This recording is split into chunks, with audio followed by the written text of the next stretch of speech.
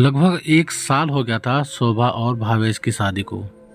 जब से इस घर में शोभा आई तब से बाबूजी उसकी आंख में खटक रहे थे। बस वो मौका ढूंढ रही थी कब वो घर से उनको निकाले। उनका टोकना शोभा को रास न आ रहा था, क्योंकि शोभा कभी नल खुला तो कभी ट्यूबलाइट जला छोड़ देती थी। जब बाबूजी समझाते तो शोभा गुस्से में मुंह बना लेती। एक दिन गैस पर दूध उबलता छोड़कर फोन पर बात कर रही थी। बाबूजी किचन में आए पानी पीने तो सही समय पर गैस बंद कर दिया, वरना दूध गिर जाता। और जाकर बहू से कहने लगे, बहू ये क्या तुम गैस पर दूध चढ़ाकर भूल गई थी? अगर मैं सही टाइम पर नहीं जाता तो दूध गिर जाता। बाबूजी पर गिरा तो नहीं ना? तो आप अपने काम से काम रखिए, मेरे काम में दखल अंदाजी ना करें। तमतमाते हुए अपने कमरे में चली गई। जब देखो तब मेरे पीछे पड़े रहते हैं। और शाम को भावेश के आते ही शोभा शुरू हो गई, देखो जी मैं अब बाबूजी के साथ नहीं रहूंगी। जब देखो बहू ये करो, बहू वो करो। बहू तुमने ये काम ऐसे क्यों किया? मैं तंग आ गई हूं।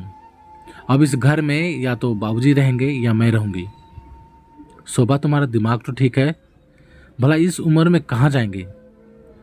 जहां मन करे वहां जाएं, पर इस घर में तो नहीं जगह है।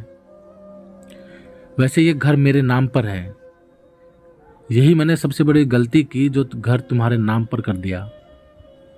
अगले दिन भावेश की बहन नीरा आती है। भैया ये क्या सुन रही हूं, आप बाबूजी को वृद्धाश्रम भेज रहे हैं? नहीं, तुमसे किसने कहा? भाभी ने फोन किया था। तब तक किचन से निकलते हुए साड़ी में हाथ पोंछते हुए शोभा आई। हाँ मैंने ही फोन किया था, मैंने वृद्धाश्रम में बात कर ली है। 1-2 दिन में हम वृद्धाश्रम में बाबूजी को छोड़ देंगे। पर तुमने मुझसे एक बार भी पूछा नहीं। आपसे क्या पूछना, जब ये घर मेरा है तो मेरे हिसाब से ही होगा। इतना सुनते ही नीरा गुस्से में कहती है, आप लोगों को इतना ही तकलीफ हो रही है बाबूजी को रखने में, तो रहने दीजिए। अभी उनकी बेटी है सहारा देने के लिए। आज के बाद बाबूजी मेरे घर पर मेरे साथ ही रहेंगे। ना मैं उनके लिए पराई हूं और ना वो मेरे लिए। भावेश ने बहुत समझाने की कोशिश की, पर नीरा को लगा कि इन सब में भैया भी मिले हुए हैं। उस दिन के बाद बाबूजी अपनी बेटी के साथ रहने लगे। समय बीतता गया। एक दिन शोभा को लड़का हुआ। शोभा तो फूले नहीं समा रही थी, पर भावेश बस खुश था। शोभा कहती है कि सुनो जी, हम एक बड़ी पार्टी रखते हैं बेटे के आने की खुशी में। भावेश ने कहा, अभी नहीं, बाद में कर लेंगे पार्टी, अभी तो बहुत समय है। और उसने शोभा की बात को टाल दिया। धीरे धीरे भावेश का बेटा 3 साल का हो गया। शोभा फिर से मां बनने वाली थी। इस बार उसने एक बेटी को जन्म दिया। भावेश ने उसे गोद लिया, प्यार से गले लगाया।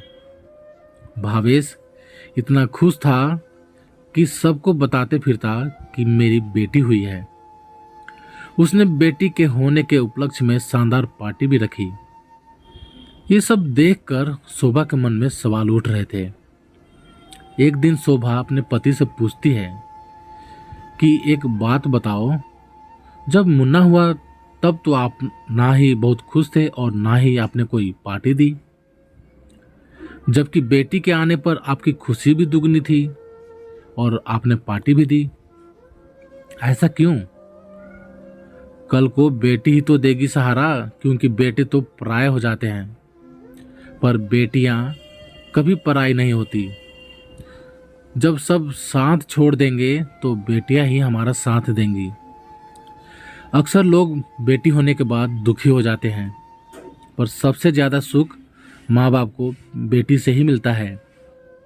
ये मैंने अपने जीवन में देख लिया है। अब शोभा को भावेश की बात समझ आ चुकी थी। उसे अपने गलती का एहसास होता है। शोभा भावेश से माफी मांगती है और बाबूजी से भी माफी मांगती है। पूरे सम्मान के साथ बाबूजी को घर भी लाती है। दोस्तों, हम ये भूल जाते हैं कि आगे चलकर हमें भी बूढ़ा होना है, और यदि हमारे बच्चों ने भी हमारे साथ वही किया जो हमने अपने बूढ़े माता पिता के साथ किया, तब कैसा लगेगा? आप सभी का इस बारे में क्या राय है? प्लीज़ कमेंट करके हमें ज़रूर बताएं। यदि ये कहानी आप सभी को पसंद आई हो तो लाइक करें, शेयर करें, और चैनल पर नए हो तो प्लीज़ चैनल को सब्सक्राइब भी जरूर करें।